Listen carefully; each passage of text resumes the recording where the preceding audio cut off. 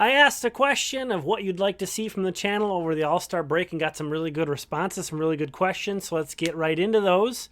I want to start with kind of a hot topic of the last few days, and that's Carlos Correa and what the Twins should possibly do with him. Thank you, Alan, for this big question. Multiple questions in here, all of them good, but I'm going to take the last one that you listed here.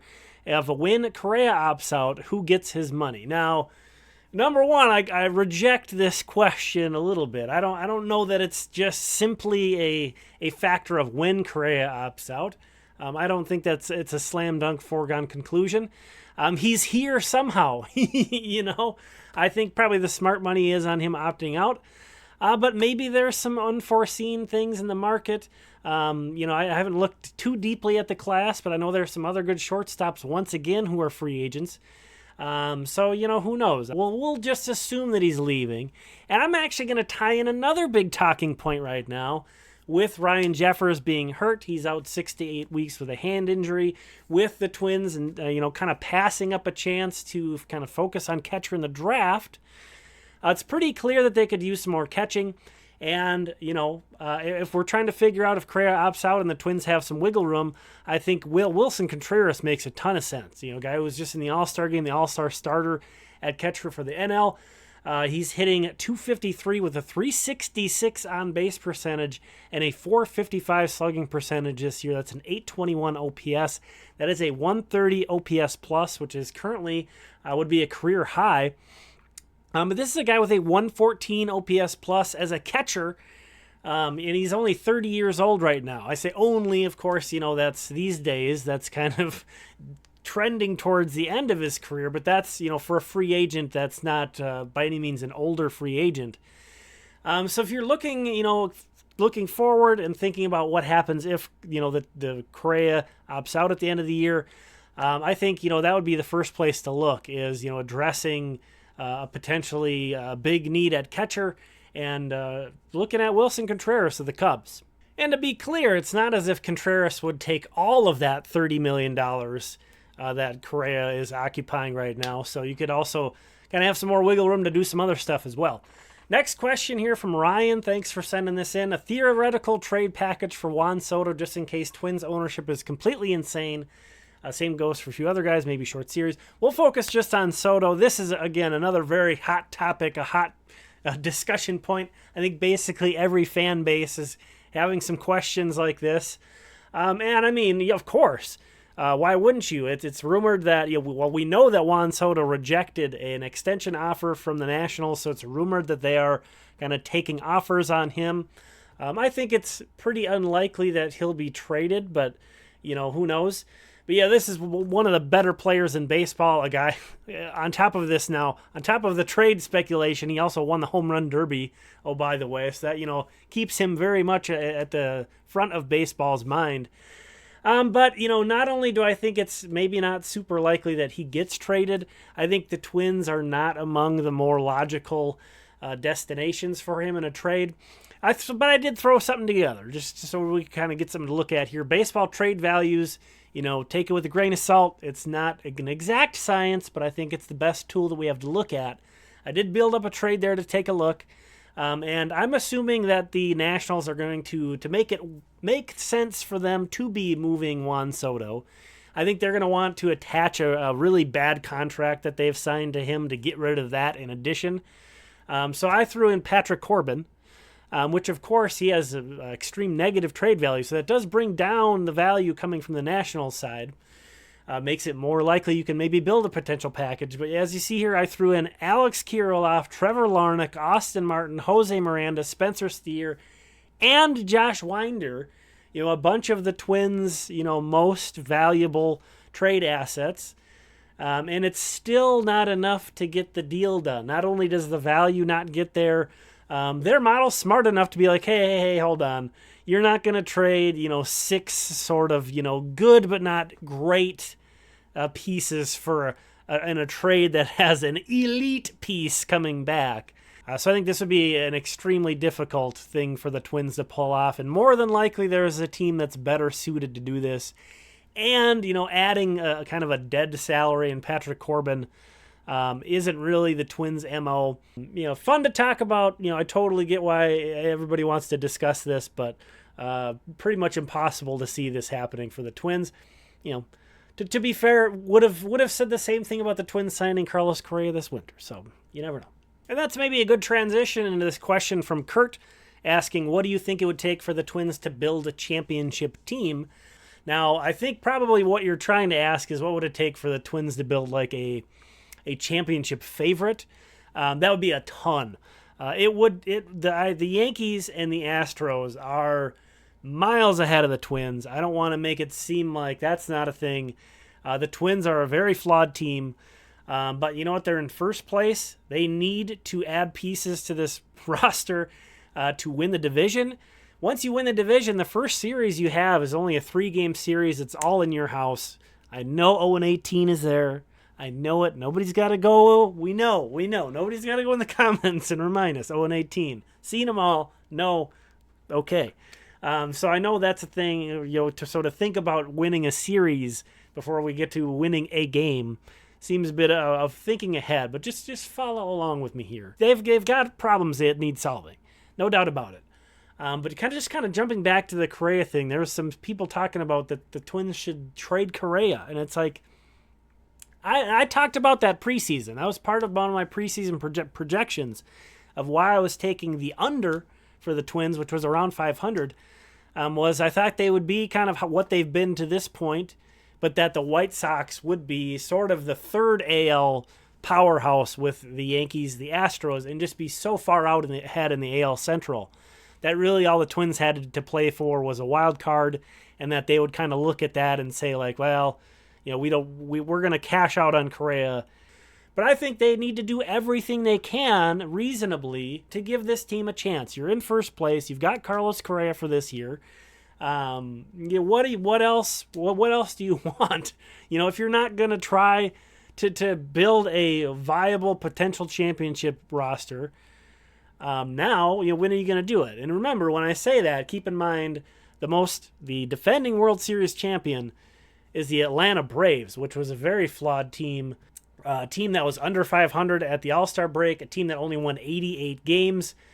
But in addition to that, a team that didn't even have like a rotation in the postseason. I mean, not to throw shade at their main guys were Max Fried, who's very good, Ian Anderson, who was very solid, pitched well in the World Series start he had in particular, and Charlie Morton, a grizzled veteran who's been in a lot of big games. But in the World Series, the Atlanta Braves started Dylan Lee in a game, a reliever, so that he was an opener, and Tucker Davidson in a game. Tucker Davidson is not even in the major leagues right now. He's in the minors this year. This is a guy who started a World Series game last year. So, we have all these thoughts in our minds of like, a World Series team looks like this or like that, or you have to have this thing or that thing. And it's like, there's not a secret formula. Obviously you want to build the best roster you can, give your team the best shot it can. But, there's a lot of different ways to win. There's a mountain of the top of the roster that looks like, a core of a championship caliber team. And then there's the valley of the pitching staff that needs to get addressed. Again, I don't want to make it seem like that's not a thing. But, again, we all think we're smarter than we really are when it comes to this stuff, I feel like. And, if you don't think the Twins look like a team that's going to make noise in October, I think you're right. Guess what? I think you're right. If you think that this is a horrible division and that's the reason why the Twins are a first-place team, I think you're right. Congratulations, you're right. That doesn't mean that you're right in thinking that the Twins should sell off Carlos Correa or that they're hopeless. I reject that completely. Just got a request here that was simply mock trades. I don't know if you haven't watched the channel much. I try to be a pretty positive, pretty pleasant guy. I'm not going to go out here and find trade ideas to make fun of. I'm not going to go mock people's trade. Wait, you meant like build trade. Okay. Yeah. We can do that. Hang on. So you saw that Soto package that I threw together. I'm actually going to just take the easy route And we're going to take a look at a package that Dan Hayes of The Athletic actually threw together as a potential trade for Luis Castillo of the Reds. This was a article from C. Trent Rosecrans, who is the Reds writer for The Athletic. Kind of one of the cool things about The Athletic is there is that collaboration. So, definitely would appreciate it if you consider supporting them, since I am going to share some stuff that's behind a paywall. But Dan Hayes of The Athletic said the Twins send Spencer Steer, Josh Winder, and Simeon Woods-Richardson to the Reds for Luis Castillo. This would clearly, Luis Castillo would be the best pitcher on the Twins. He'd be the ace of the Twins. This would be a huge trade. And, Spencer Steer having an incredible year. He's all the way up in AAA now. Josh Winder, we've seen with the Twins. And then Simeon Woods-Richardson, I still think is the number one pitching prospect in the system right now. So this is a haul, if you think of it in terms of what the Twins are giving up from their system. But also, Spencer Steer is a second baseman, third baseman primarily. Those are two positions that are very well set for the Twins. Josh Winder is a starting pitcher. Simeon Woods-Richardson is a starting pitcher. You're getting Castillo, who's not just a rental. He's also under control for another season. And a lot of your rotation guys kind of have that same thing going on. So, Joe Ryan's going to be around for a long time. Bailey Ober's going to be around for a long time. They have quite a few pieces that are long-term guys. Sonny Gray will also be around next year. So, it's not as if they're obviously the Twins need pitching, and if in any trade, the more bats they could give up, the better. But I think you're going to see teams probably prioritize getting pitching, some pitching back, especially if we're talking about a multiplayer package. I would do that trade.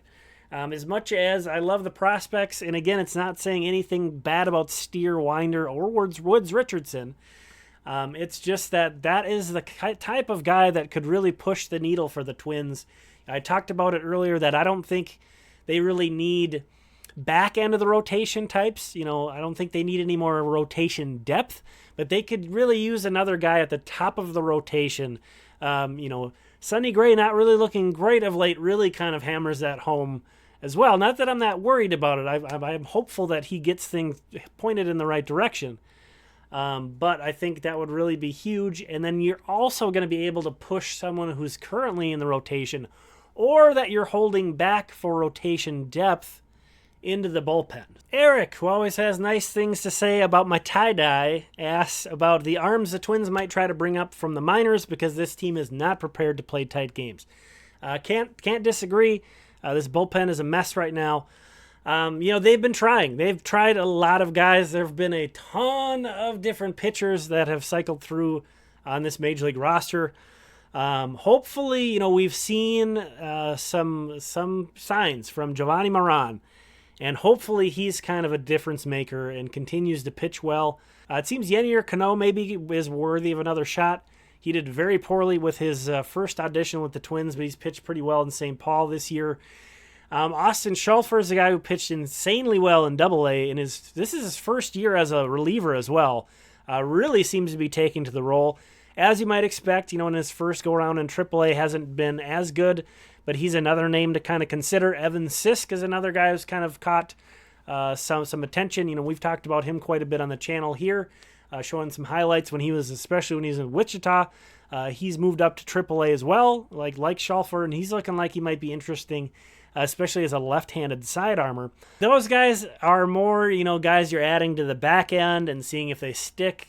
I do think Jorge Alcala could be a difference maker in the back end of the bullpen. And also, kind of in that same vein, Kenta Maeda. He's not a guy like Alcala I'm not going to count on coming back and really being a big contributor, but Maeda's throwing, and he's going to be coming back, and they're not going to try to stretch him out as a starter, so he's going to be in the bullpen in some capacity. Minor league, it's tough to say. I would be, pushing Josh Winder into a bullpen role if I was the Twins. Not to give up on him as a starter, but just because that's the need, that you need, this pitching staff needs help. And I do think Josh Winder could be helpful out there. And Louis Varland is another guy in Double-A right now. You may keep Louis Varland as a starter and keep developing as a starter, and then by the time that, he's on the 40-man or knocking on the door, you don't have any room, so you put him in the bullpen anyway. So it's like, well, maybe let's jump out and just do that now. and see what he can do out there. He is a guy, you never know how those are going to work.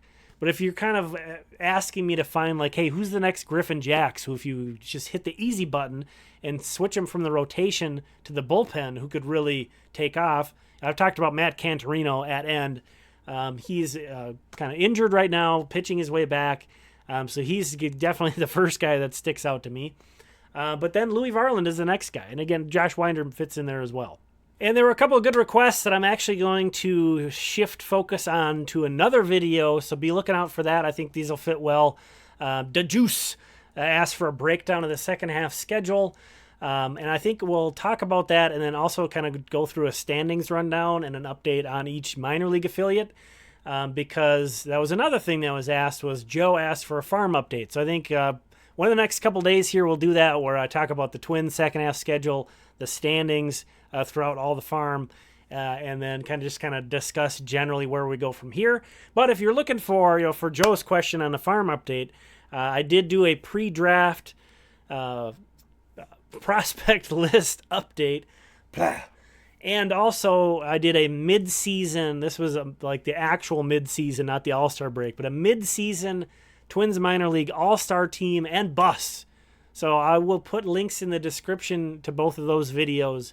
So if you're kind of hungry for some Twins talk, no games going on with the Twins, want to check that out, looking at minor league information, go check those out. But that'll do it for this one. Thank you so much for checking this out. We'll talk again soon.